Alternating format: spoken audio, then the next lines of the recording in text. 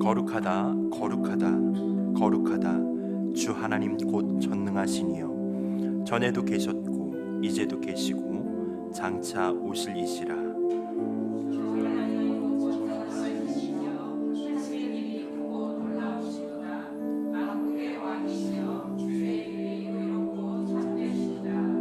주여 누가 주의 이름을 두려워하지 아니하며 영화롭게 하지 아니하오리이까.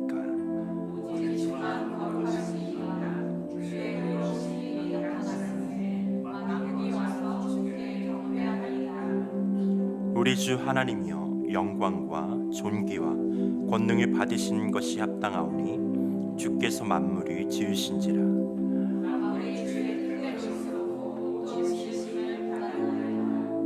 보좌에 앉으신 이와 어린 양에게 찬송과 존귀와 영광과 권능을 세세토록 돌릴지어다.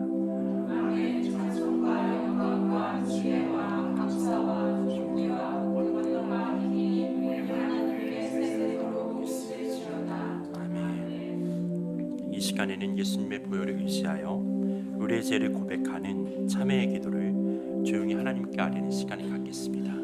기도하겠습니다.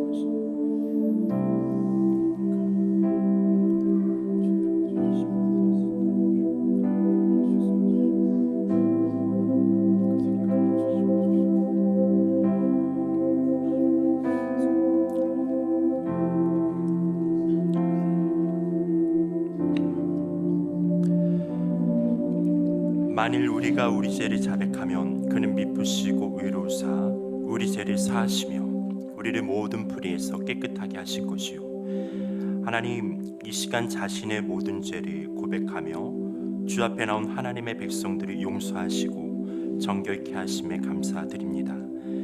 거룩하신 성령님, 주의 이름을 부르는 모든 백성들에게 임재하여 주옵소서. 영원한 기쁨이신 우리 주님을 온 마음 다해 예배하는 이 시간 되게 하여 주옵소서. 예수님의 이름으로 기도드립니다. 아멘. 사도신경으로 신앙 고백하겠습니다. 나는 전능하신 아버지 하나님 천지의 창조주를 믿습니다. 나는 그의 유일하신 아들 우리 주 예수 그리스도를 믿습니다. 그는 성령으로 잉태되어 동정녀 마리아에게서 나시고 본디오 빌라도에게 고난을 받아 십자가에 못 박혀 죽으시고 장사된 지 4일 만에 죽은 자 가운데서 다시 살아나셨으며 하늘에 오르시어 전능하신 아버지 하나님 우편에 앉아 계시다가 거기로부터 살아있는 자와 죽은 자를 심판하러 오십니다. 나는 성령을 믿으며 거룩한 공교회와 성도의 교제와 죄를 용서받는 것과 몸의 부활과 영생을 믿습니다. 아멘.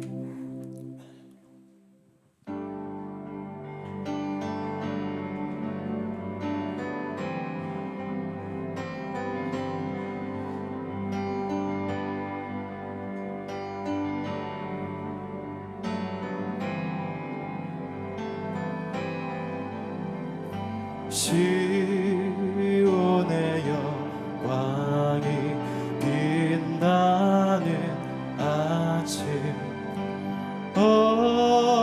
어둡더니 땅이 밝아오네 슬픔과 애통이 기쁨이 되니 시온의 영광이 비춰오네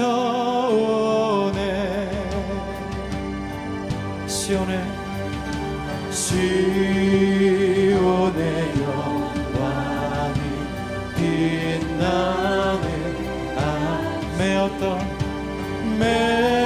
매였던 종들이 돌아오네 오래전 선지자 꿈꾸던 복을 만민이 다같이 우리 다시 한번 고백합니다. 시온의 영광이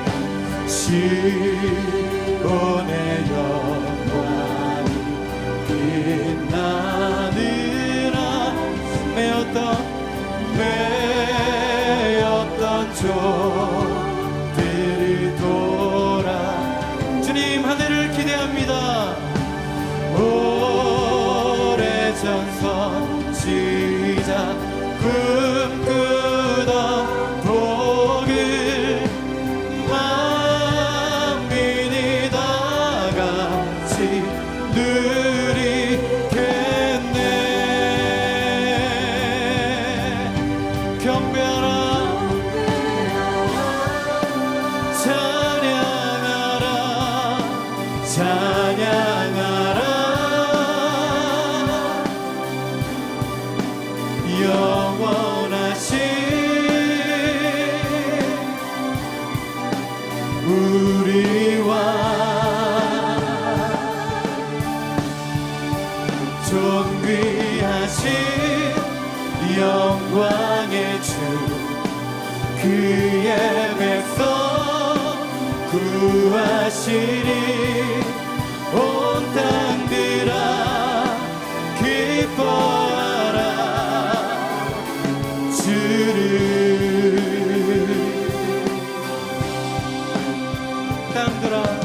땅들아 바다야 많은 섬들아 찬양을 주님께 드리어라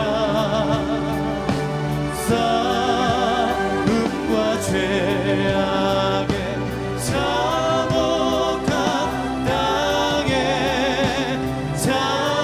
찬송이 하늘에 아멘 경배하라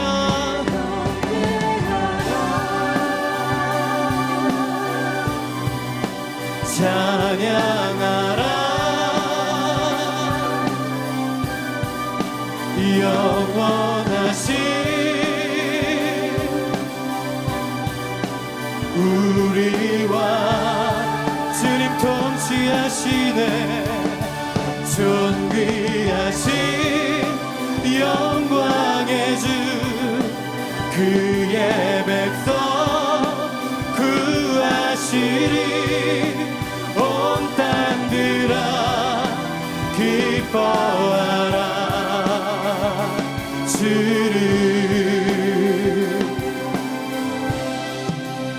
땅들아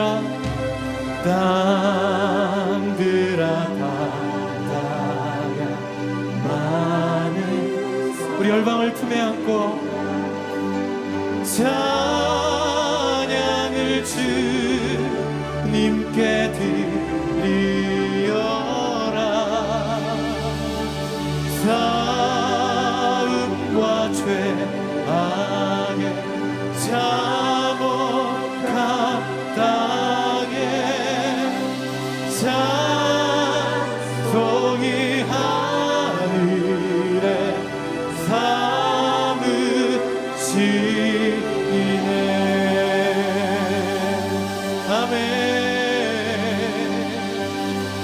새날 주신 하나님, 세례 가실 주님을 찬양합니다. 우리 입을 크게 엽니다. 할렐루야. 이루소서. 구원의 뜻을 이루소서.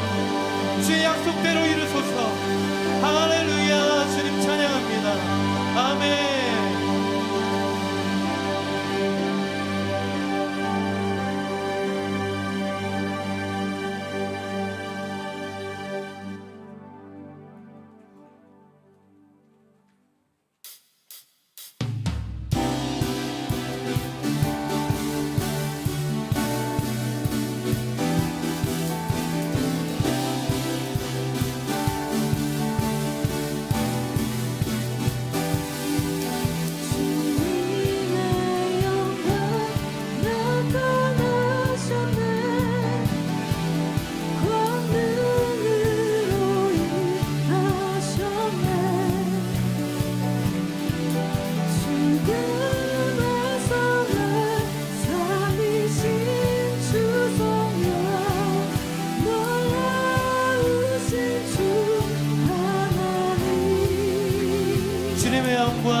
주님의 영광 나타나셨네. 권능으로 임하셨네. 죽음에서 날 살리신 주 성령, 놀라우신 주 하나님. 할렐루야. 할렐루야. 주의 나라가 할렐루야 임하소서. 걷게 되리 나는 선포하리. 만왕의 왕 예수 주의 나라 임하시네. 임하셨네. 임하시리. 주님 완성케 하실 주님을 바라봅니다. 주님의 영광 나타나셨네. 권능으로 임하셨네. 죽음에서 날 살리신 주 성령, 놀라우신 주 하나님. 우리 다시 한번 고백할까요? 주님의 영광, 이 땅 가운데 우리 한 사람 한 사람 가운데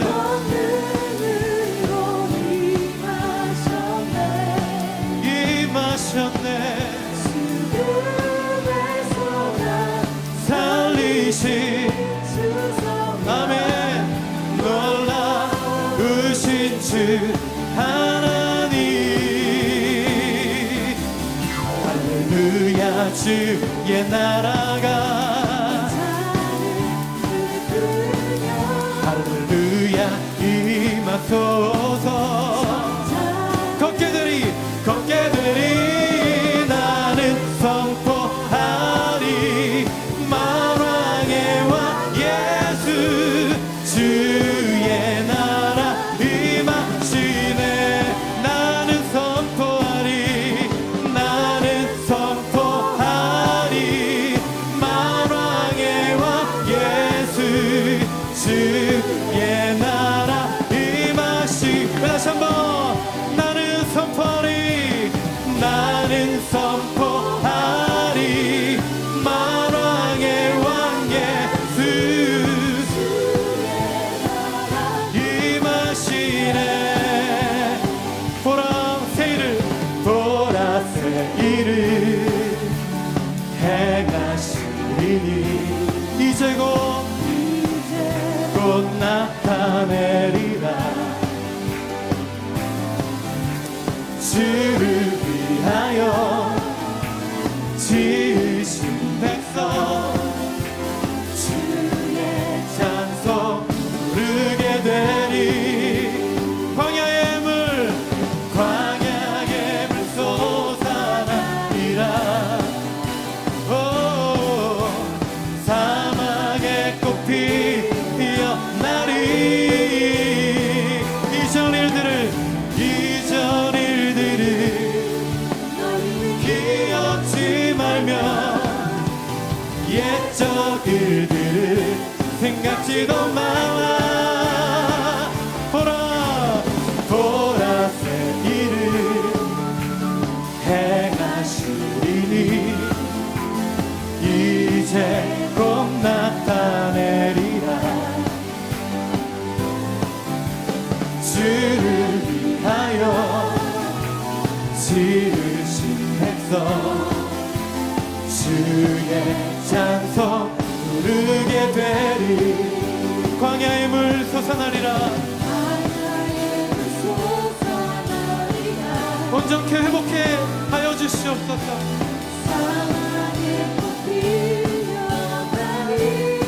아멘. 이전 일들을 너희는 기억지 말며 옛적 일들을 생각지도 말라. 보라 새 일을 행하시리니 이제 곧 나타내리라. 주를 위하여 지으신 백성 아멘 부르게 되리. 아멘. 주의 찬송 부르게 되리. 주의 찬송 부르게 되리. 회복해 하실 주님을 찬양합니다. 완성케 하실 주님을 찬양합니다. 하나님, 열방이 주의 이름을 부르며 주를 찬양할 것입니다. 아멘. 오늘도 우리가 선포합니다. 아멘. 아멘.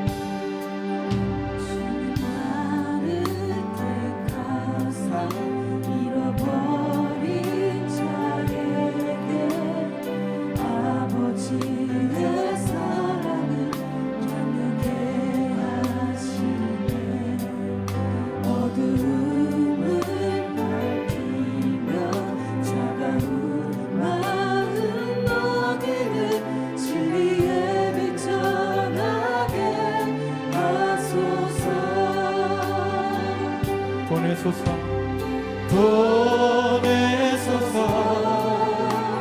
시련이 찾아올 때도 주님의 눈물 기억하게 하소서.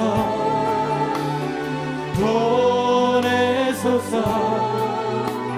주께서 가신 길을 나도 걸어가게 하소서.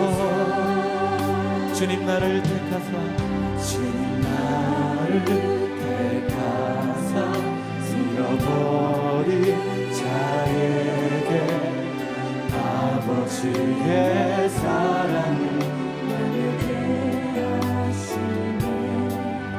어두움을 밝히며 차가운 마음 녹이는 주의 빛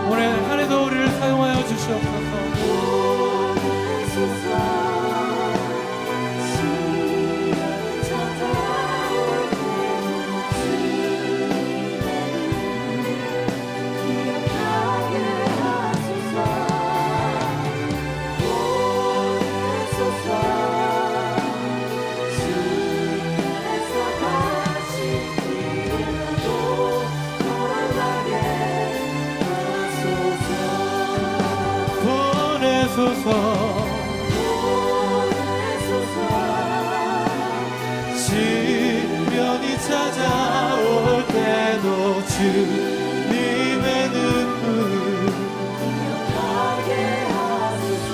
보내소서.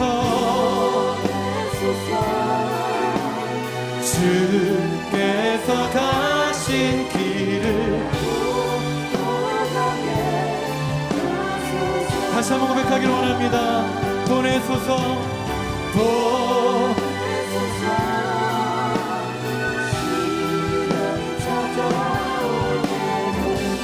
주의 십자가 주의 은혜 보내소서. 주께서 가신 길 또 걸어가게 하소서. 그날엔 주의 영이 임하여 근능이 땅 위에 일어나리라. 모든 영혼 깨어 일어날 때 주 예수를 부르는 자는 구원되리. 그날엔 주의 영이 임하여 근능 온 땅 위에 일어나리라. 우리 영혼 깨어 일어날 때 주 예수를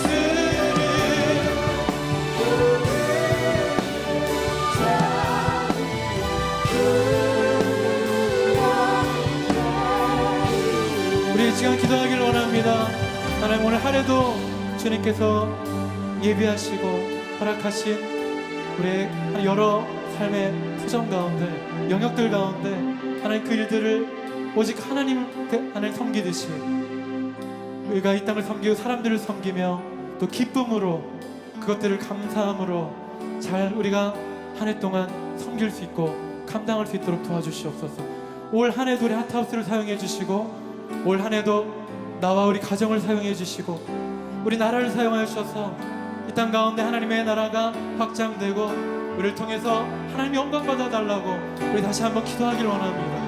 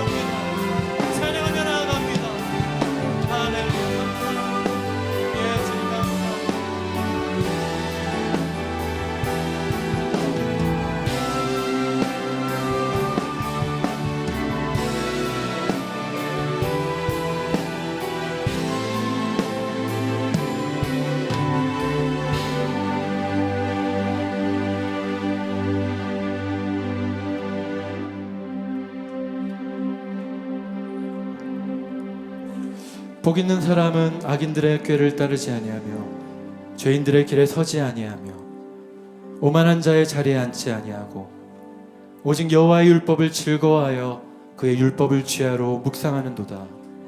그는 시냇가에 심은 나무가 시절을 쫓아 열매를 맺으며 그 잎사귀가 마르지 아니함 같으니 그가 하는 모든 일이 다 형통하리로다. 악인들은 그렇지 아니하며 오직 바람에 나는 겨와 같도다. 그러므로 악인들은 심판을 견디지 못하며 죄인들이 의인들의 모임에 들지 못하리로다. 무릇 의인들의 길은 여호와께서 인정하시나 악인들의 길은 망하리로다. 아멘. 사랑의 하나님, 그 세상에 부는 차가운 바람이 우리의 옷깃이염이고 은총처럼 밝은 새해 첫 주일에 하나님의 찬양함이 우리의 기쁨입니다. 우리가 조심스레 내딛는 첫걸음이 설렘과 기대 그리고 불안함과 두려움이 뒤섞여 있지만 주의 말씀은 내 발의 등이요 내 길의 빛이니이다 라는 말씀처럼 주님과 함께 한 걸음 한 걸음 내딛는 믿음의 발걸음이 되길 원합니다. 또한 우리 공동체가 말씀과 성령의 공동체로 세워지기 위해 한마음과 한뜻으로 주님과 함께 믿음으로 한 걸음 한 걸음 내딛기를 원합니다. 주님, 우리에게 새 일을 행하여 주옵소서. 공동체 안에 거하신 주님의 임재를 더욱 깊이 경험하고 싶습니다. 주님을 향한 사랑이 더욱 깊어지기를 원합니다. 성도 간의 사랑이 날로 더해지기를 기도합니다. 특별히 육체적인 질고로 인해 고통받고 있는 자녀들이 있습니다. 그들이 믿음의 발걸음을 내딜 수 있게 해주십시오. 주님의 은총을 경험하게 해주십시오. 그래서 주님과 함께하는 우리의 한 걸음이 주님의 의로우심을 전하는 걸음이 되게 하시고 어두운 세상을 비추는 걸음이 되게 해 주십시오. 때론 우리의 마음이 흔들리고 우리의 걸음이 내딛기를 주저할 때 주님의 크신 팔로 안아주십시오. 물기 없는 메마른 곳을 걸을 때에도 우리의 지친 심령을 생수의 강물로 적셔 주십시오. 이 시간 말씀을 전하시는 홍은표 목사님에게 성령으로 기름 부으시고 말씀을 전하는 자나 듣는 자들이 믿음으로 화답하여 하나님을 영화롭게 하는 시간이 되게 하시며 한 주를 살면서 주님과 함께 동행하는 예배하는 삶이 되게 해 주십시오. 주님 감사합니다. 언제나 주님께 시선과 희망을 두고 더욱 주님을 찬양하겠습니다. 우리가 사는 이 땅이 주님이 머무시는 땅으로 여기고 경건하고 성실하게 살겠습니다. 우리의 기도에 응답하실 주님을 기대합니다. 예수님의 이름으로 기도드립니다. 아멘. 네, 우리 앞뒤 좌우에 있는 분들을 바라보시면서 환영하고 축복합니다 인사했습니다. 환영합니다. 축복합니다. 우리 이 시간 형제의 모습 속에 부르실 때 축복할 때 옆에 계신 분이 형제면 형제로 일단 자매면 또 자매로 부르면서 함께 축복하며 나아가기 원합니다. 우리 형제 자매 모습 속에 보이는 형제의 모습 속에 보이는 하나님 영상 아름다워라. 존귀한 주의 자녀 됐으니 사랑하며 섬기리. 우리 공동체를 축복하며 나아가기 원합니다. 우리의 모임 중에 임하신 우리의 모임 중에 임하신 하나님 영광 아름다워라. 존귀한 왕이 존귀한 왕이 여기 계시니 사랑하며 섬기리. 2020년 한 해 주님을 닮아가는 우리 모두가 되길 축복합니다. 우리 이 시간에는 영상을 통해 광고 보겠습니다. 오늘 우리에게 주신 하나님의 말씀은 이사야 49장 1절에서 7절입니다. 이사야 49장 1절에서 7절 말씀. 제가 한 절 여러분이 한 절 교독하고 난 뒤 7절 말씀은 함께 봉독하겠습니다. 섬들아 내게 들으라. 먼 곳 백성들아 귀를 기울이라. 여호와께서 태에서부터 나를 부르셨고 내 어머니의 복중에서부터 내 이름을 기억하셨으며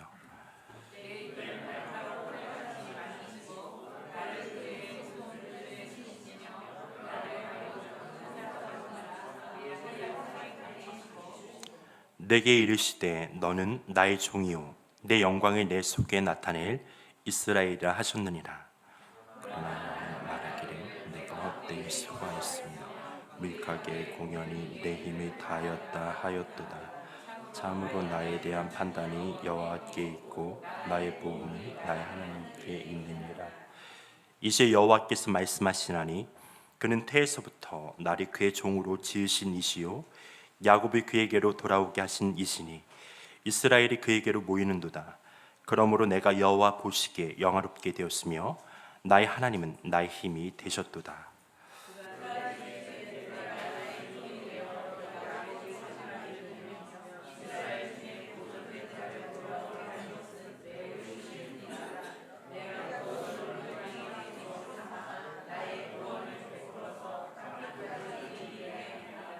함께 봉독하겠습니다. 이스라엘의 구속자, 이스라엘의 거룩한 이신 여호와께서 사람에게 멸시를 당하는 자, 백성에게 미움을 받는 자, 간원들에게 종이 된 자에게 이같이 이르시되 왕들이 보고 일어서며 고관들이 경배하리니 이는 이스라엘의 거룩하신 이 신실하신 여호와 그가 너를 택하였음이니라. 아멘. 홍표 목사님께서 이방의 빛 이스라엘이라는 제목으로 말씀 전해주시겠습니다. 우리 옆사람 뒷사람에게 인사합니다. 새해 복 많이 받으십시오. 네, 새해 복 많이 받으십시오.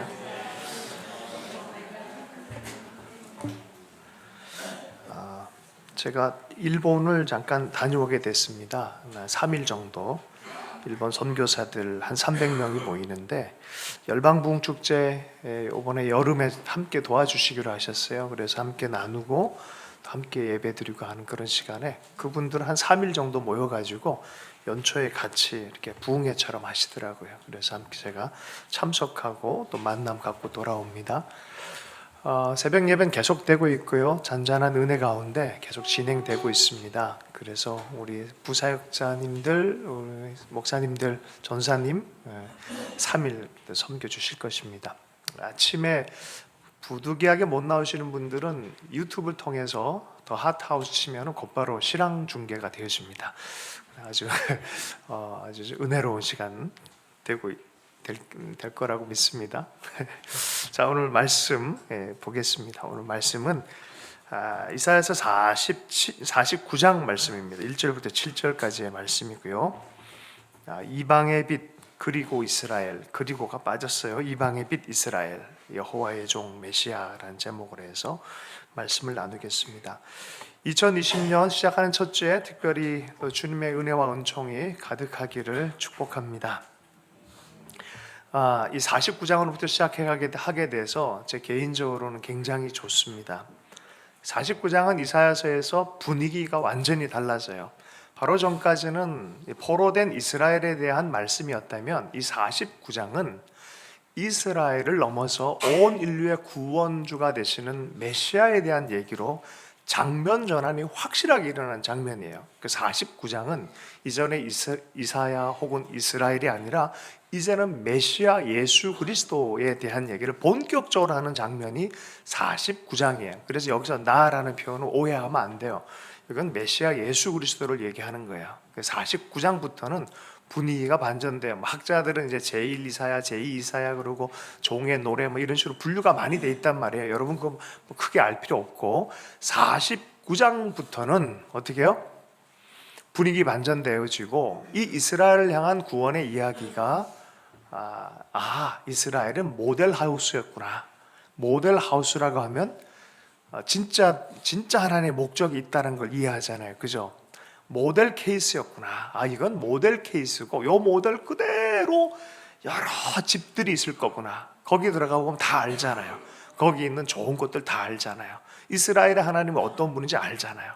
그 모델 하우스에 들어가서 보고 이런 집들이 여러 열방에 있을 거구나를 설명하는 이제 그런 장면. 온 인류의 메시아로서 오시는 장면이 이제 49장부터 시작되어집니다. 그래서 굉장히 이 의미가 있다고 생각이 되어져요. 2020년 우리에게 좀 더 넓은 하나님의 비전이 임파테이션 됐으면 좋겠습니다. 네, 오늘 본문 말씀을 들어가 보도록 하겠습니다. 계속해서 1절 말씀 함께 읽습니다. 시작. 섬들아 내게 들으라. 먼 곳 백성들아 귀를 기울이라. 여호와께서 태에서부터 나를 부르셨고 내 어머니의 복중에서부터 내 이름을 기억하셨으며. 처음 구절이 어떻게 됩니까? 섬들아라고 부릅니다. 지중해 이 육지로부터 쭉 가다 보면 지중해가 있잖아요. 그래서 섬들이 있어요. 먼 곳의 백성들아라고 부릅니다. 이사야서에 나온 나라들만 쫙 해도요, 또 요한계시록 당시 1세기의 상황만 봐도 수십 개국을 다 나열해요. 다 나열해요. 그래서 이 외침은 섬들아, 먼 곳의 백성들아 하는 소리는 열방에 대한 얘기, 열방에 대한 얘기. 여러 나라, 크고 작은 나라들, 여러 섬들, 모든 영역에게 얘기를 하는 것입니다. 귀를 기울여라. 귀를 기울여라. 중요한 것은 들어야 됩니다. 잘 들어야 됩니다. 여러분, 출애굽의 위대한 현장에서도 광고 잘못 들으면은 출애굽하고 나서 그 다음 날 여전히 이집트에 있는 사람 될 수 있어요. 여러분, 듣는 거 굉장히 중요합니다. 잘 들어야 돼요. 하나님의 소식, 복음의 소식, 말씀의 소식은 잘 귀를 기울여서 들을 필요가 있습니다. 어떤 얘기인지 들어보면 주님께서 여호와께서 태로부터 나를 부르셨고 하나님이 내 어머니의 복중에서부터 내 이름을 기억하셨으며 라고 말합니다. 이게 뭔 소리냐? 들어보라 그랬더니 갑자기 그런 얘기를 하는 거예요. 메시아에 대한 얘기를 하시면서 모태로부터 하나님 나를 불렀다. 복중에서 내 이름을 기억하셨다라고 말해요. 우리가 잘 알듯이 세례 요한도 그렇고 예수님도 그렇고 복중에서부터 이름까지 알려주셨어요. 하나님이. 그죠? 야, 이게 뭔 소리입니까? 얘가 사는데 세례 요한처럼 사는 것을 모습을 보고 나중에 세례 요한을 이름 붙여준 게 아니에요. 얘가 백성의 죄를 구원하는 모습들 딱 보고 장성해서 백성의 죄를 구하네라고 하면서 예수란 이름을 붙여준 게 아니에요. 복중에서부터 어릴 때부터 또 다른 본문에 보면 나기 전부터 하나님이 예정하신 거예요. 예정의 섭리예요. 예수 그리스도를 그렇게 메시아를 그렇게 오래전부터 예정하셔서 하나님께서 역사하셨다는 표현이에요. 태로부터 부르시고 기억하셨다. 언제부터요? 창세기 3장 15절의 말씀부터. 성경 안에서는 그때부터 시작이 되어졌어요. 그 전에도 주님의 마음에 있으셨겠지만 창세기 3장 15절 말씀에 내가 너로 여자와 원수가 되게 하고 내 후손도 여자의 후손과 원수가 되게 하리니 여자의 후손은 내 머리를 상하게 할 것이요 너는 그의 발꿈치를 상하게 할 것이라. 이사야서 7장 14절에 보면은 동정녀 여인의 아들로 나올 임마누엘 예수님에 대한 예언을 해요. 이 예언이 언제부터 됐나? 창세기 3장 태초부터 인간이 죄를 범할 때부터 이걸 원시복음이라고 얘기를 합니다. 여자의 후손으로부터는 그 한 단수로 쓰고 있어요. 한 사람으로 쓰고 있어요. 그로 말미암아 너의 머리가 깨질 것이다. 사단에 대해서 이미 얘기를 했어요. 예수님에 관한 구세주에 대한 오래전부터 주님의 계획이 있으셨어요. 그 역사적 등장을 하시는 거죠. 자, 이 메시아 대심에 대한 얘기를 하는 거예요. 너희들 이거 들어야 된다. 내가 그렇게 부름받아서 이 사역을 할 것이다라고 예수님 오시기 전 700년 전, 600년과 700년 전에 이사야가 그리스도의 그 비전을 보고 그 마음을 받아서 이 얘기를 전해주는 거예요. 대신 메시아의 마음처럼 메시아가 얘기하는 것처럼 이 글을 쓰고 있는 거예요. 자, 2절 말씀 한번 읽어보겠습니다. 시작. 내 입을 날카로운 칼같이 만드시고 나를 그의 손 그늘에 숨기시며 나를 갈고 닦은 화살로 만드사 그의 화살통에 숨기시고. 주님이 아주 날카롭게 칼 갈듯이 만드시고 또 손 그늘로 숨기셨다라고 말합니다. 여러분, 여기서 입에서 날카로운 칼이 나간다라는 표현이 있어요. 이게 뭐냐면 심판하시는 메시아의 모습이에요. 요한계시록에 보면 메시아의 입술에서 칼 같은 말씀이 나가서 대적을 무찌르는 것에 대한 얘기를 합니다. 그런 권세 있는 말씀을 주신다라고 말합니다. 그리고 주님이요 손으로 보호하신다 그래요. 원수의 올무와 덫에서 보호하세요. 헤롯에게 죽임당하려 할 때 하나님께서 싹 막으셔가지고 천사를 보내서 이집트로 쫙 가게 만듭니다. 또 때를 따라 어려움이 있으니까 이집트로부터 나사렛으로 다시 돌아가게 하십니다. 때가 되니까 다시 드러나게 하십니다. 순간순간마다 하나님의 손이 가리우시고 보호하시고 인도하십니다. 그리고 또 어떻게 표현합니까? 전통의 화살과 같이 시편 127편 4절 말씀에 젊은 자의 자식은 장사의 수중에 화살 같으니라고 해서 자기 자식을, 멋진 자식을 표현할 때 화살로 표현을 해요. 그리고 또 어떤 때 표현하냐? 하나님의 승리의 상징으로 화살을 표현해요. 하나님 화살을 쏘시면 대적은 이길 수가 없는 것이죠. 그래서 전통의 화살같이, 하나님의 전통의 화살같이 이가 사역을 하기 시작할 때는 반드시 승리가 일어나게 하겠다는 거예요. 메시아적 사역은 이러한 것이라는 거예요. 3절 말씀 한번 읽어보겠습니다. 읽습니다. 시작. 내게 이르시되 너는 나의 종이요 내 영광을 내 속에 나타낼 이스라엘이라 하셨느니라. 너는 나의 종이요 내 영광을 내 속에 나타낼 하나님의 영광의 그릇처럼 사용하시겠다는 거예요. 그리고 뭐라고 얘기를 한다고요? 이스라엘이라. 이것은 5절과 6절에 보면 국가 이스라엘 얘기하는 게 아닌 것이 분명히 나와 있어요. 참 이스라엘은 누구냐? 이스라엘은 사실 실패했어요. 누가 이스라엘의 임무, 영혼 구원, 열방 구원의, 인류 구원의 임무를 누가 가져가시냐? 결국은 한 사람을 기다리고 있었어요. 그분이 메시아예요. 그 메시아의 임무로 참 이스라엘이라고 이름 짓게 되어지는 그 예수 그리스도 얘기하는 거예요. 네가 진짜 이스라엘이라는 거야. 하나님 입장에서는. 그를 통해서 일을 행하시겠다라고 말하는 거예요. 4절 말씀 함께 읽습니다. 시작. 그러나 나는 말하기를 수고하였으며 무익하게 공연히 내 힘을 다하였도다 하였도다. 참으로 나에 대한 판단이 여호와께 있고 나의 보응이 나의 하나님께 있느니라. 그 메시아의 입장에서 보면 이런 얘기를 하신다는 거예요. 야, 내가 애 많이 썼는데 헛되이 수고했다. 내가 많은 일을 고생하면서 했는데 무익하게 한 것 같다. 공연히 내 힘을 다했구나. 쓸데없이 내 생명까지 줬구나 라는 그런 마음을 표현하신다는 거예요. 헛수고처럼 보일 때가 있다는 거예요. 주님이 언제 그러셨죠? 십자가 위에서 아버지여 어찌하여 나를 버리셨습니까? 어찌하여. 이 어찌하여라는 그 말에 다 들어가 있어요. 무익하게, 헛되이, 어찌하여 하나님, 내가 어찌하여 버리셨습니까? 하고 온전히 허탈, 버림받음, 비탄 이 속으로 쑥 들어가는 거예요. 여러분, 하나님의 마음이었어요. 하나님조차도 눈을 감는 그런 장면이에요. 버림받는 장면, 온전히 버림받고 완전한 어둠 가운데 들어가야만 이 죽음의 의미는 더해지는 것이에요.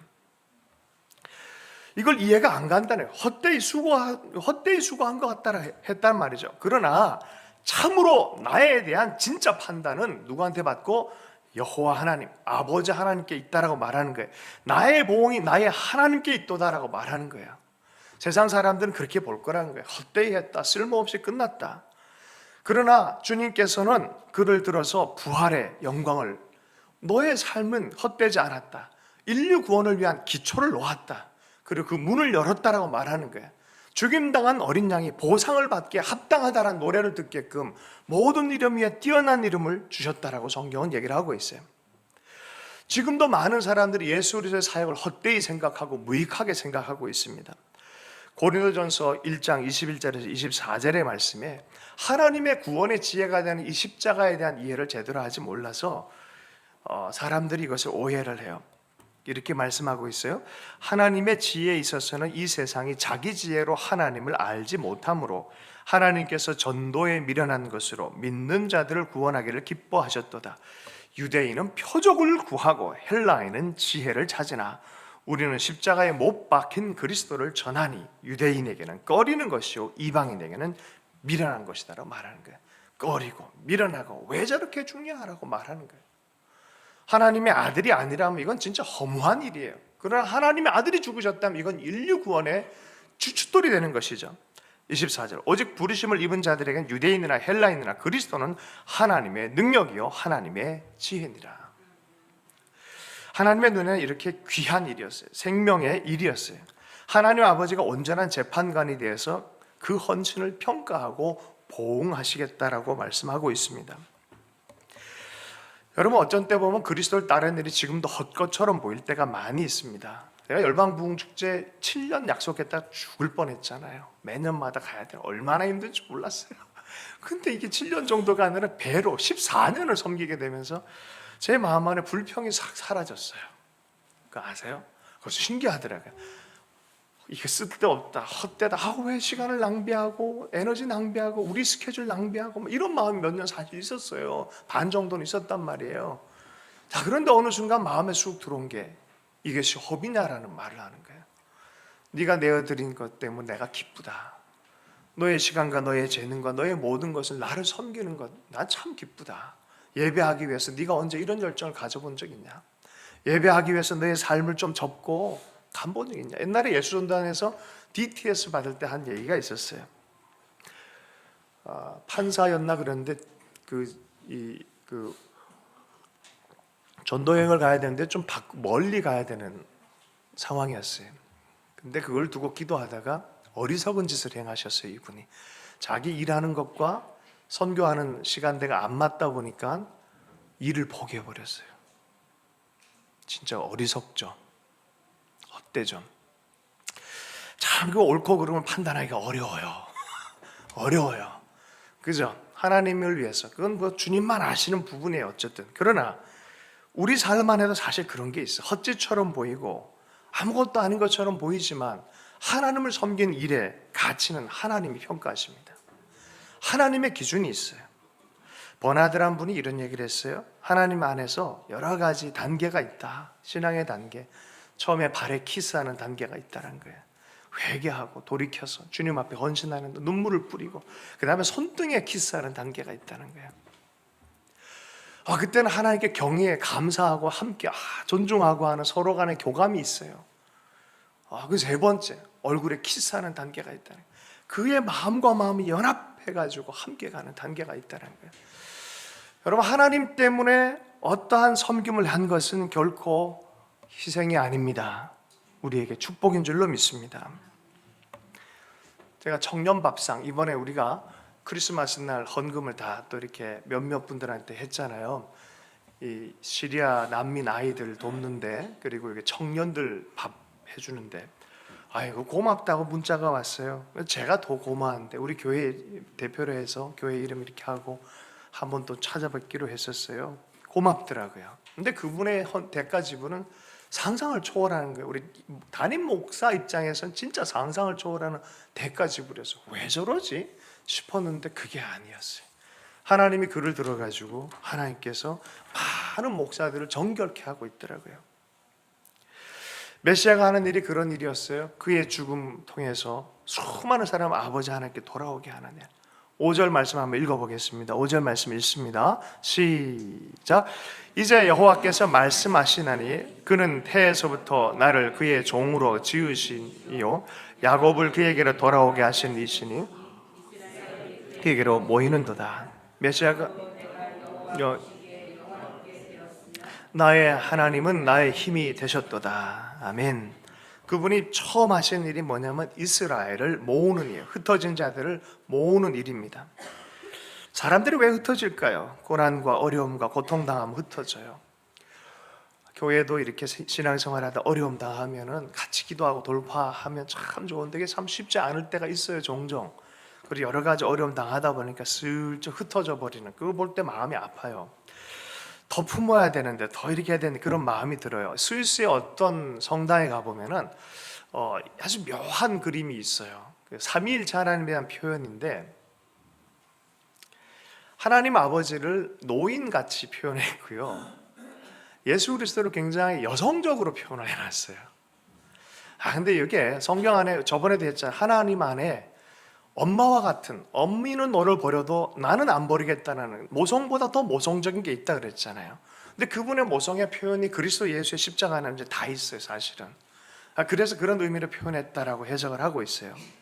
예수 그리스도 안에 있는 메시아의 성품은 무엇인가? 어미 닭이 새끼들을 이렇게 품어 안듯이 품는 거예요. 죽이려고 온 게 아니라 품으려고 오고 살리려고 온 거예요. 어떻게 해서든지 회복하고 품어서 살리려고 하는 것이 주의 뜻입니다. 그 첫 번째가 이스라엘을 향한 하나님의 마음이었다고 얘기를 합니다. 이것이 메시아의 정체성이었어요. 가서 내가 살리길 원한다. 가서 내가 흩지 않고 다시 모으기를 원한다는 게 이 메시아의 정체성이었어요. 1200년 당시에 전쟁이 하나 있었습니다. 십자가 전쟁이 100여 년 이상이 막 진행이 됐단 말이죠. 그럴 즈음에 이탈리아에서 내전이 일어났어요. 프란치스코 이야기입니다. 프란치스코가 2001년, 2004년 어간쯤에 1201년과 1202년, 4년 어간쯤에 회심이 일어나요. 전쟁으로 갔다가 오다가 하나님 경험을 해요. 내 교회를 세워라, 허물어진 내 교회를 세워라 라는 음성을 듣고 그 마음 안에 가난한 자와 또 이 역사가 뭔가 잘못됐다라는 의식을 갖고 하나님의 마음을 가지고 모든 것을 다 버려두고 가난한 자를 섬기는 일을 시작했어요. 사랑, 평화, 자유, 청빈, 이 모토를 가지고 11명의 청년들이 모여서 탁발 수도회를 시작해요. 탁발이라는 게 뭐냐면 국어라는, 수도하고 국어라고 하는 게 탁발 수도원을 수도회를 시작을 했습니다. 이게 프란치스코예요. 근데 아버지가 고소를 했어요. 왜 고소를 했냐면은 준 돈이나 유산 가지고 교회를 자꾸 세운다 그러니까 고소를 해버린 거예요. 그랬더니 아들이 법정에서 옷을 다 벗었어. 내가 가진 거 이거밖에 없다. 그리고 아버지 이런 걸 원한다 그러면 난 이 옷까지 벗어드리겠다. 아버지를 미워한 게 아니라 나는 하나님 향해서 이렇게 결정하겠다라고 한 거예요.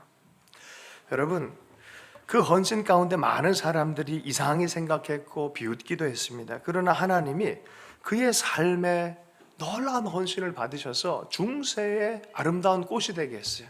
천년의 영성이 있게 만들어주고 그때 당시 무너지고 폭력스러운 교회가 온전한 교회로 전환되는 영적인 원동력이 되게 한 것입니다. 여러분, 하나님의 종의 정체성은 이런 거예요. 회복하고 살리려는 거예요. 여러분, 하나님의 일을 바르게 할 때 하나님이 오늘 이 말씀처럼 힘을 주시고 우리를 영화롭게 해주신 줄로 믿습니다. 우리가 잃어버린 것이 무엇인지 좀 봐야 돼. 교회로서, 그리스도인으로 우리가 잃어버린 게 뭔지 생각해 보아야 됩니다. 한 사람 얘기를 하겠습니다. 호르헤 마리오 베르고글리오. 혹시 들어본 적 있으세요? 호르헤 마리오 베르고글리오. 이분은 사실 아르헨티나의 예수의 신부님이셨어요. 오목한 군사 독재 시절에 앞으로 전면에 나설 용기는 없었고 자기 동료들이 그러한 일들에 앞장서서 가난한 자들 돌보고 소외된 자들을 섬기는 가운데 한국엔 김수환 수기경이 그런 일들을 참 많이 하셨는데 이분은 그렇게 전면에 못 나섰어요. 그러다가 사랑하는 동료들 또 선배님들을, 자기를 도와준 선배님들을 어떻게 하다 보니까 죽게 만드는 일들, 그러니까 고통당하게 만드는 일, 일부는 죽게 되어지고, 그래서 동료와 사랑했던 그 동료들이 정말 미워하는 대상이 돼버린 거야. 이 사람은 그 시즌을 지나고 나면서 참회하듯이 부끄러운 마음을 가지고 살 수밖에 없었어요. 어느 순간 시간이 지나다 보니까 이 사람의 직위는 올라갑니다. 추기경까지 됐어요. 추기경이 되어진 상태에서 그 첫 번째 미사를 드리는데 자기를 미워했던 그 사람이 옆에 와서 이걸 보좌를 돕는 그런 일을 하는 거예요. 자기 때문에 고통당한 그분이 성찬을 하고 나서 둘이 껴안고 울었대요. 서로 껴안고 회복하고. 그러면서 이런 얘기를 이렇게 합니다. 자기 안에 이런 부끄러움이 있다. 호르헤 마리오 베르고글리오, 당신에게 예수님은 어떤 분입니까? 그러나 그는 이렇게 대답했습니다. 예수님은 자비로운 눈길로 나를 바라보시고 또 나를 구원하시는 분이십니다. 그분은 내게 아주 중요한 은총을 주셨습니다. 그것은 부끄러움의 은총입니다. 부끄러움은 당신으로 하여금 행동하게 만들지만 그것은 또한 당신이 서 있는 자리가 어디인지, 당신이 누구인지를 이해하게 하므로 오만과 허영심에서 빠지지 않도록 해줍니다. 제가 이 대답 문구가 왜 이런 얘기를 했는지를 이해하게 됐어요. 이분의 삶에 대한 이야기들을 쭉 알아가면서 마땅히 해야 될 것을 하지 못했던 부분들, 뒤돌아가면서 누군가를 아프게 했던 부분들, 이런 것 때문에 가졌던 부끄러움. 근데 그 형제가 성찬식에서 안아주면서 용서했다는 거예요. 그 은총을 받은 사람, 그 용서가 무엇이고 마땅히 가져야 될 부끄러움이 무엇인지 알았던 사람. 어제 오늘 이분이 전 세계적으로 TV에 탔어요.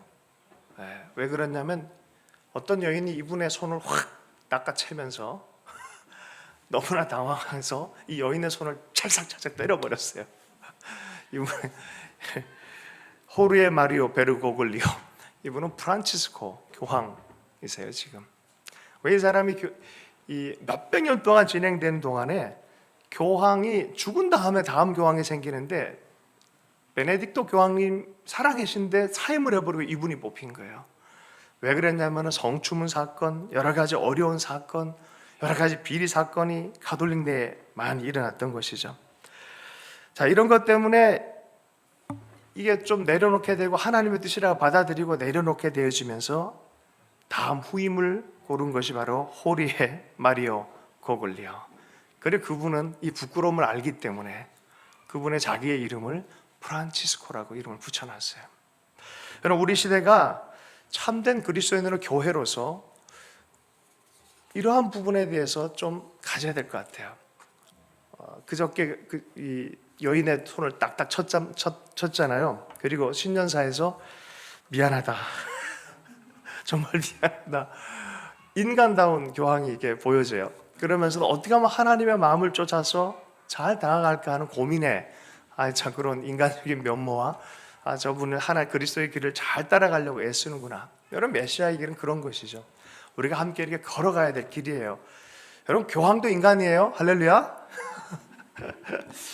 예, 하여튼 좀 하여튼 복잡하고 좀 민감한 얘기는 넘어가도록 하겠습니다. 6절 말씀 한번 읽어보겠습니다. 함께 읽습니다. 시작. 그가 이르시되 내가 나의 종이 되어 야곱의 지파들을 일으키며 이스라엘 중에 보존된 자를 돌아오게 할 것은 매우 쉬운 일이라. 내가 또 너를 이방의 빛으로 삼아 나의 구원을 베풀어 땅끝까지 이르게 하리라. 여러분, 이스라엘을 하나님께서 돌아오게 하는 일은 매우 적은 일이고 메시아가 하는 일 중에 두 번째 뭐라고요? 이방의 구원을 행하는 일이다. 이방을 돌아오게 하겠다는 거예요.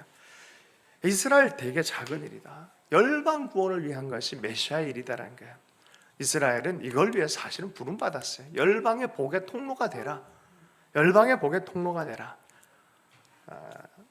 그걸 못하니까 메시아가 드디어 약속된 메시아가 오셔서 이걸 온전히 이루시겠다는 거예요. 마태복음 12장 17에서 20절까지의 말씀 보면은 안식일의 회당에 들어가서 예수님께서 손 마른 자를 고치십니다.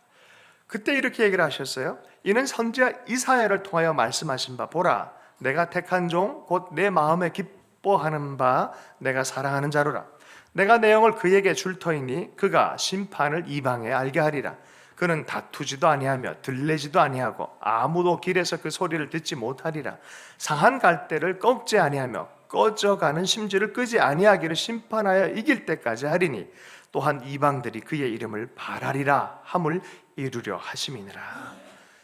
손 마른 자 고치면서 정말 어미와 같이 품어 안으면서 고치는 일들, 회복의 일들을 할 건데 상한 갈대도 꺾지 않고 심지도 끄지 아니하시면서 끝까지 하시는 일을 하실 텐데 이방인들이 그의 이름을 바라리라.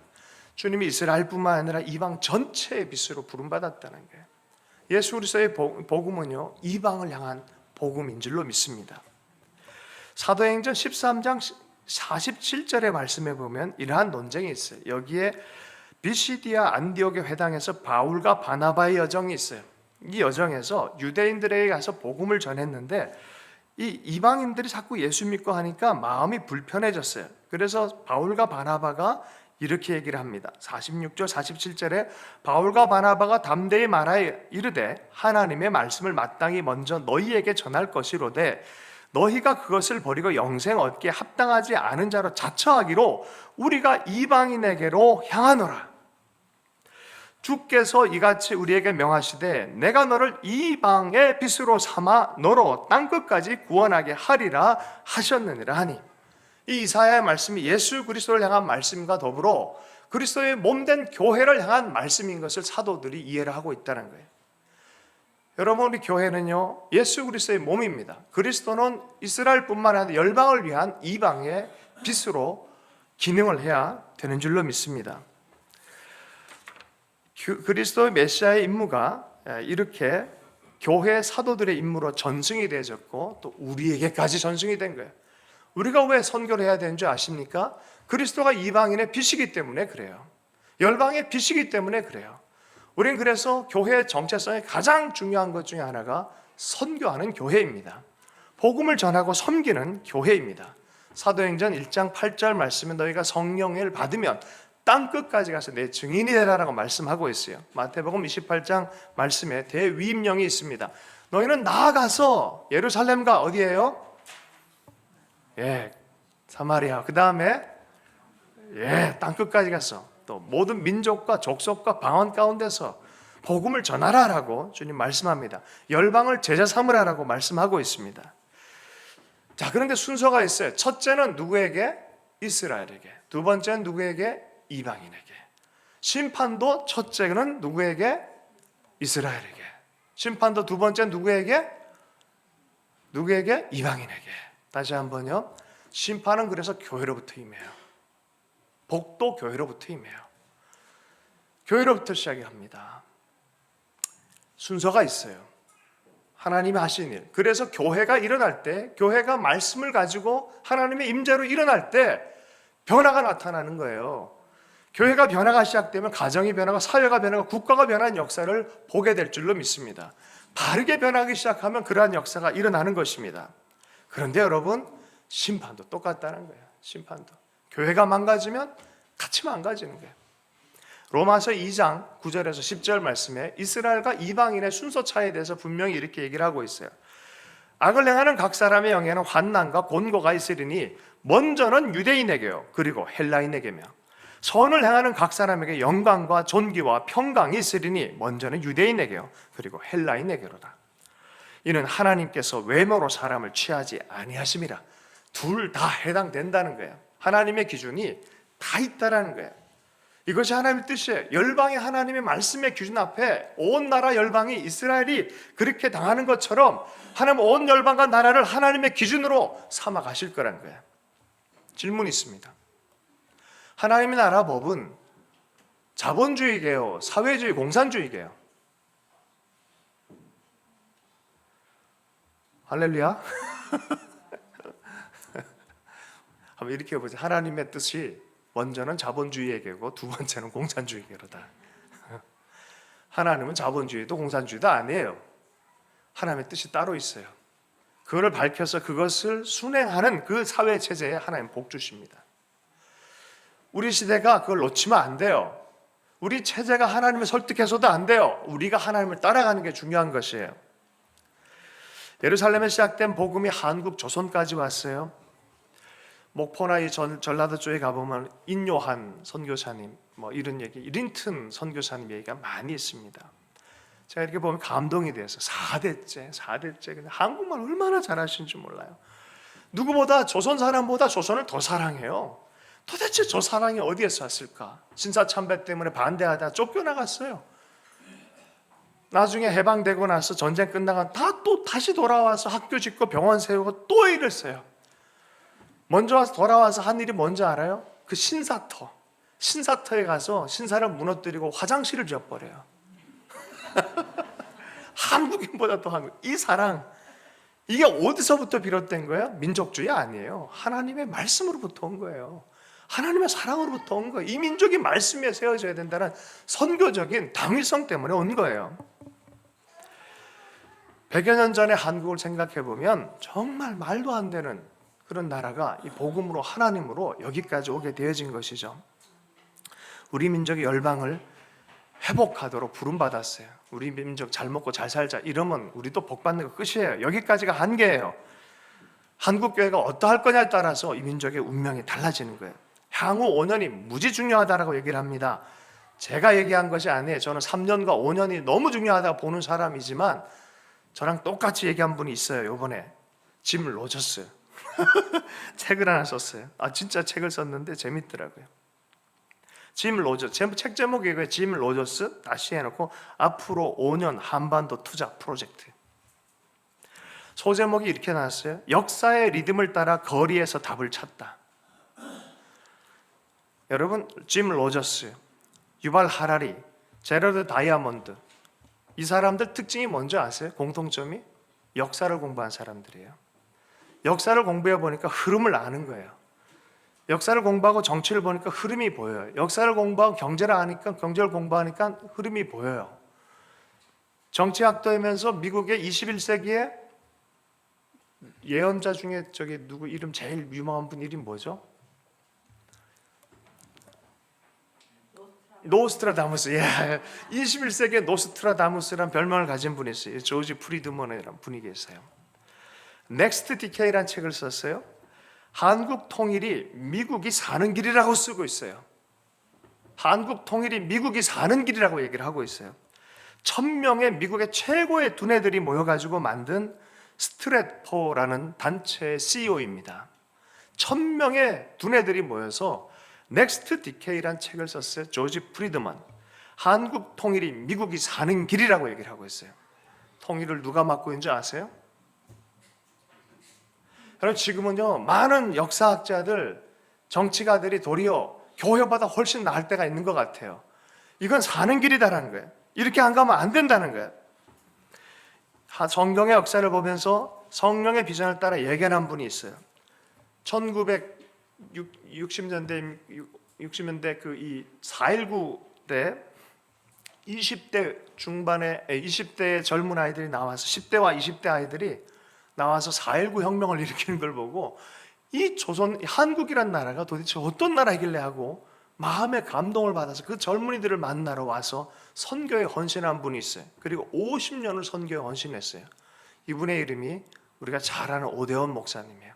한국인보다 한국을 더 사랑하고 한국말을 얼마나 잘하는지 미국에서 조영기 목사님의 집회가 있었을 때 조영기 목사님이 영어로 설교를 하시고 이분이 한국어로 통역을 하신 분이에요. 이분의 고민은 지금도 한국이고 북한이에요. 어떻게 하면 살려낼까? 70년대 후반에 갑자기 환상을 본 거예요. 여러분에게는 자주 얘기를 했는데 이거를 만화처럼 잘 김지술 전도사라고 이분이 부탁을 드렸더니 너무나 생생하게 잘 그려놨어요. 그래서 다시 한번 좀 보면 좋겠어요. 몇 컷이에요? 한번 보여드리겠습니다. 이분의 꿈에 보면은 분명 70년대 후반에는 어디가 잘 살았다고요?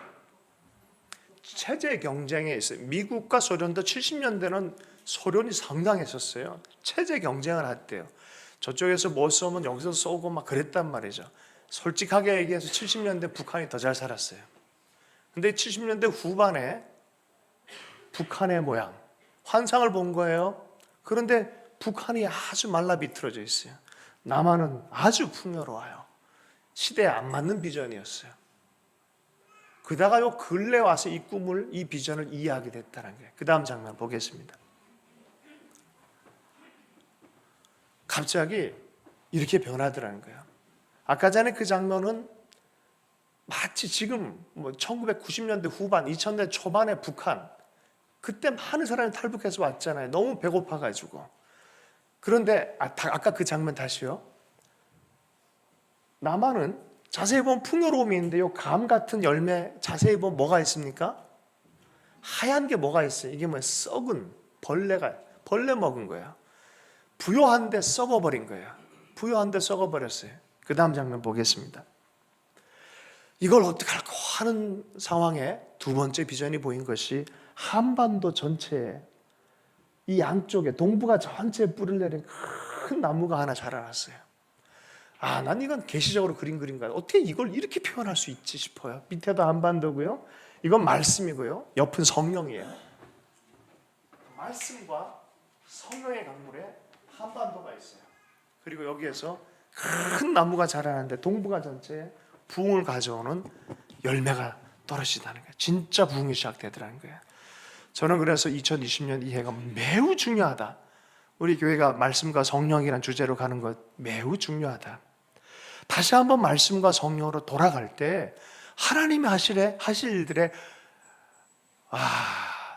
원년이지 않을까 싶은 생각이 듭니다. 지난주에 통일원 원장님으로 캔디데이트 되었던 아주 한국의 중요한 리더 중에 한 분 만나서 저랑 조금 이렇게 친해서 이런저런 얘기를 하는데 목사님 기도해 주세요 그러는 거예요. 여러 가지 일들. 그리고 펜스 부통령 만나고 여러 가지 했던 얘기들 좀 이렇게 해주셨어요.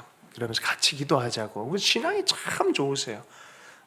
어느 교회 장로님이신데 참 좋으세요. 가도 한참 제가 연배가 아래인데도 굉장히 존중해 주시고 들어주시고 서로 나누는데 너무 중요한 해라는 부분에 대해서 서로가 너무 큰 동의가 됐어요. 올해 너무 중요합니다. 여러분, 주님의 때는요 시간대가 있어요. 이건 잡아야 돼요. 그 시간대는 잡아야 돼요. 시간을 구속하라 그래요. 놓치지 말라 그래요. 카이로스라는 것은 사실 신화에서 나온 얘기잖아요. 카이루스, 할렐루야. 그 신화에 나오는 그 대상은 앞에만 머리가 있대요. 뒤는 머리가 없어서 못 잡는데요. 앞에 딱 나타나서 딱 잡아야 되는 거예요. 딱 떠나가 나오면 잡으려고 하면 안 잡힌다는 거죠. 옆 사람에게 기회를 잡으십시오. 네, 기회를 잡으십시오. 이때가 너무 중요한 때고요. 교회가 교회 다음으로 일어나야 될 그러한 때입니다.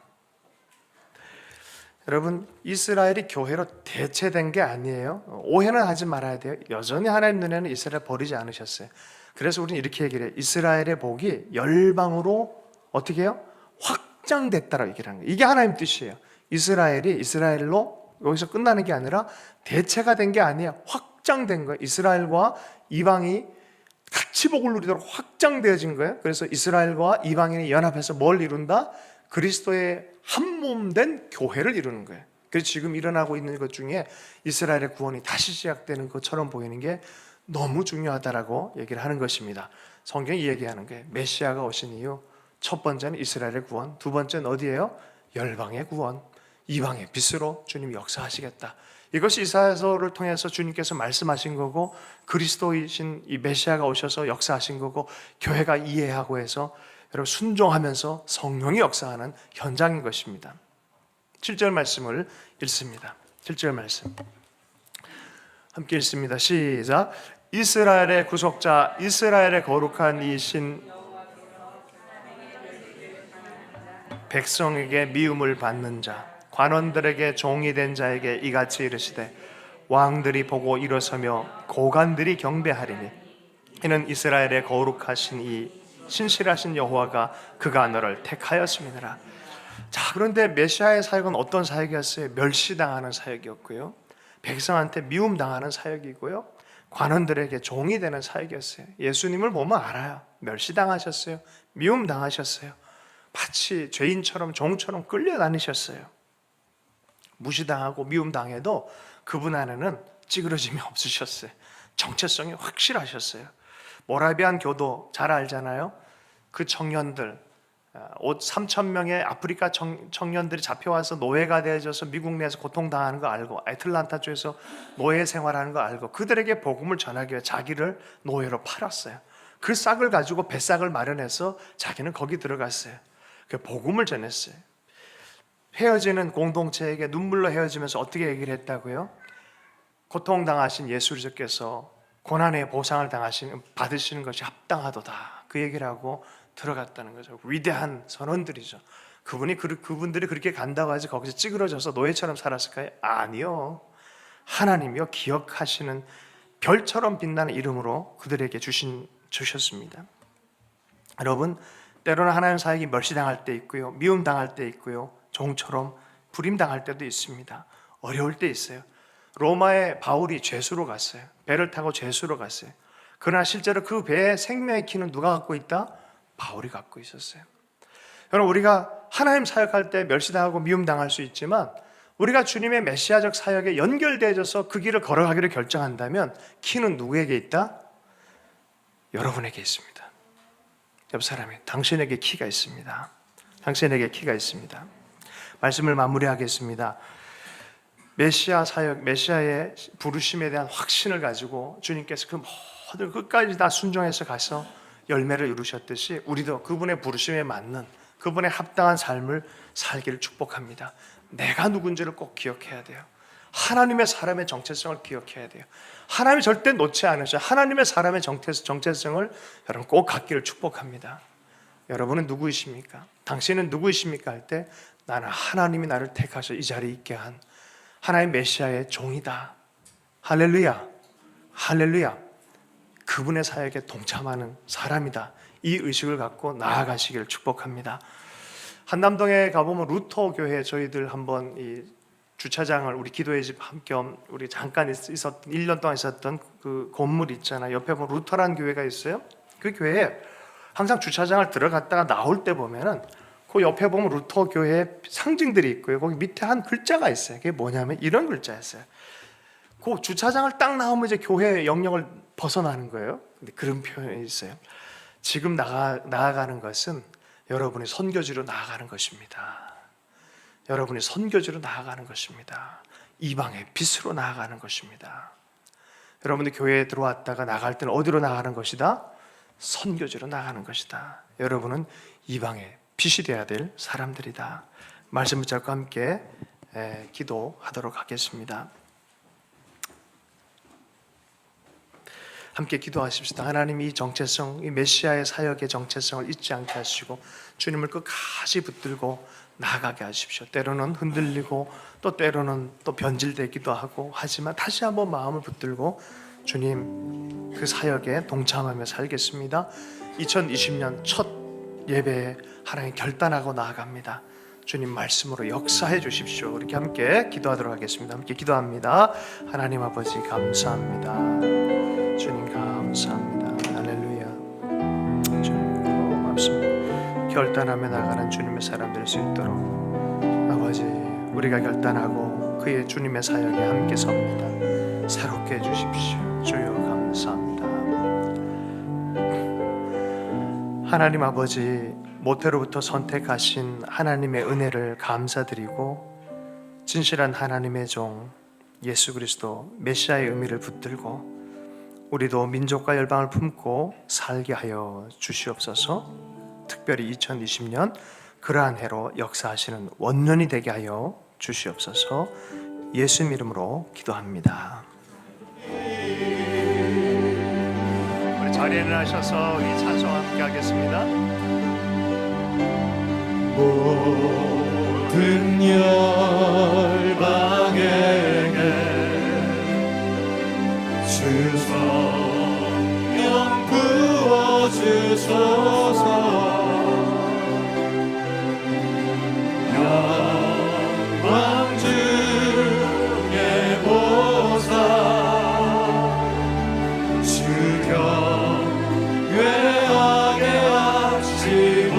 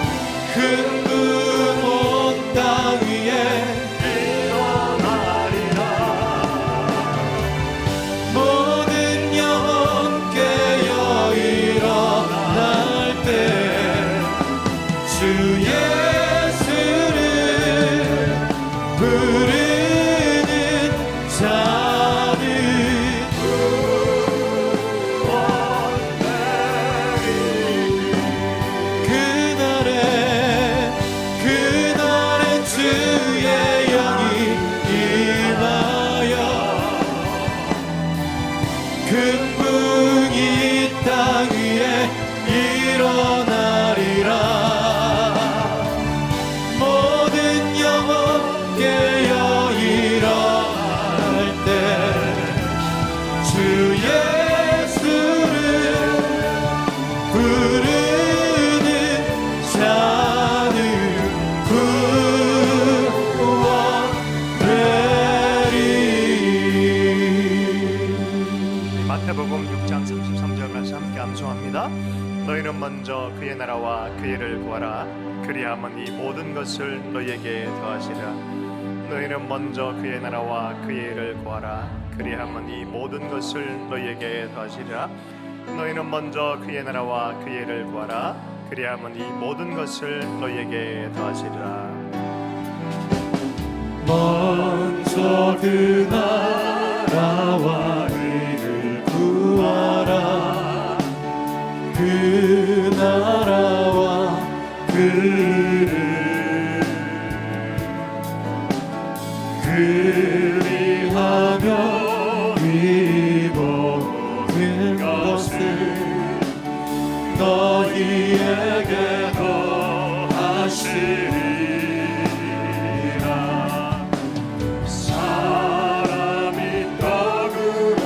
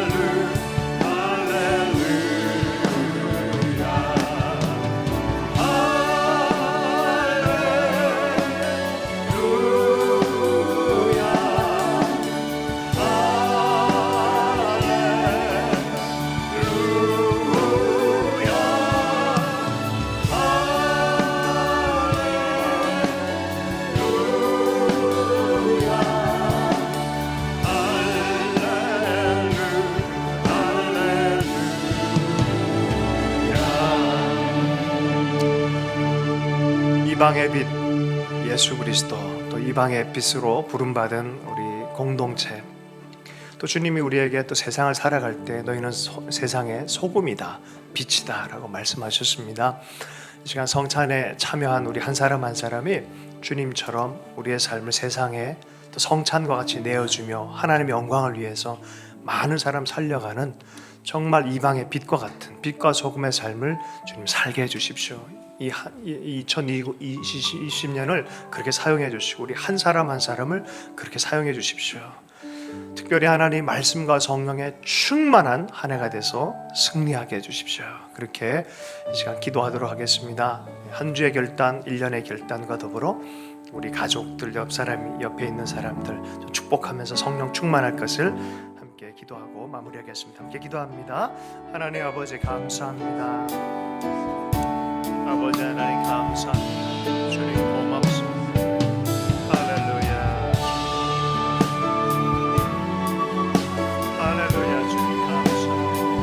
할렐루야. 말씀과 성령 위에 세워주십시오. 할렐루야. 주의 영광의 역사를 위해 사용해 주십시오. 할렐루야. 주님 열방의 빛으로 이방의 빛으로 세상의 빛과 소금으로 살게 하십시오. 아버지 하나님 사용해 주십시오. 삶의 현장에 나아갈 때 빛처럼 살게 해주십시오. 열방의 빛으로 사용해 주십시오. 세상과 열방의 빛으로 사용해 주십시오. 아버지 하나님 성령 충만하게 채워주십시오. 말씀 따라 살게 해주십시오. 할렐루야. 할렐루야. 영광스럽게 역사해 주십시오. 하나님 우리의 2020년 다시 한번 주님께 의탁하고 우리 한 주를 주께 의탁하며 우리의 삶을 다시 한번 주님께 의탁하며 기도합니다. 이 한 해를, 이 한 주를, 내 삶을 당신의 영광 위에 사용해 주시기를 원합니다. 세상의 빛처럼 살게 해주시고 열방의 빛처럼 주님 살 수 있도록 세상과 열방의 빛으로 사용받는 그러한 역사가 있게 하여 주시옵소서. 하나님 자행자제하지 않게 하시고 말씀을 따라 살게 하시고 말씀이 꽃을 피우는 삶이 될 수 있도록 은혜 베풀어 주시고 성령을 따라 메시아의 사역에 함께 연합하여서 하나의 아름다운 열매를 맺으며 살 수 있도록 한 해를 축복하시고 한 주를 축복하시고 우리의 삶을 축복하여 주시옵소서. 그렇게 행할 주님을 찬양합니다. 주님을 크게 기대합니다. 예수님 이름으로 축복하며 기도합니다. 여호와는 내게 복을 주시고 너를 지키시기 원하며 여호와는 그의 얼굴을 내게 비추사 은혜 베푸시기를 원하며 여호와는 그 얼굴을 내게 향하여 드사 평강 주시기를 원하노라.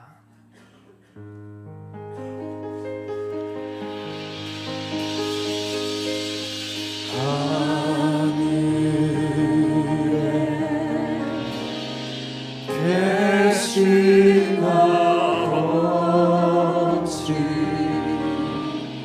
이름 거룩하사 주님 나라 임하시고 뜻이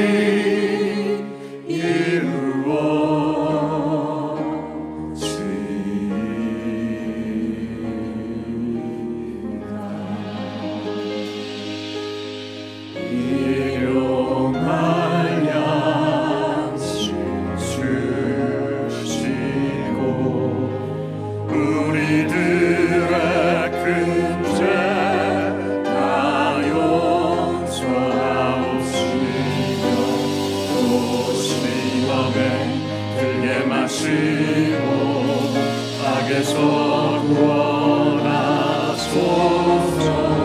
내게 주의 나라 주의 권세 주의 영광 영원히